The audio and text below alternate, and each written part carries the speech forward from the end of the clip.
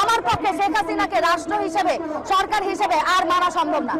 আমি শেখ হাসিনাকে একটা হত্যাকারী, একজন খুনি, স্বৈরাচার, মাফিয়া ছাড়া আর কোনো কিছু মনে করি না। সেই জায়গায় আমার মনে হয় যে রাষ্ট্রের যেই সম্পত্তিগুলোর, যে অ্যাসেটগুলোর, যে প্রতিষ্ঠানগুলোর ক্ষতি দেখিয়ে এই যে সাধারণ মানুষের উপরে নির্বিচারে গুলিটাকে গোপন করার চেষ্টা করা হচ্ছে বা ওইটাকে বড় করে দেখা হচ্ছে, এটা রীতিমতো হাস্যকর।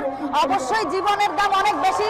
আমরা মনে করি যতক্ষণ এই হত্যার বিচার আমরা আদায় করতে না পারি, যতক্ষণ এই খুনি, হত্যাকারী, স্বৈরাচার শেখ হাসিনাকে আমরা গদি থেকে টেনে হিচড়ে বাংলাদেশের জনগণ না নামাতে পারি, ততক্ষণ যদি একজনও জীবিত থাকে বাংলাদেশে, সেই একজনও রাস্তায় নামবে, মাঠে নামবে, এটা প্রতিবাদ করবে।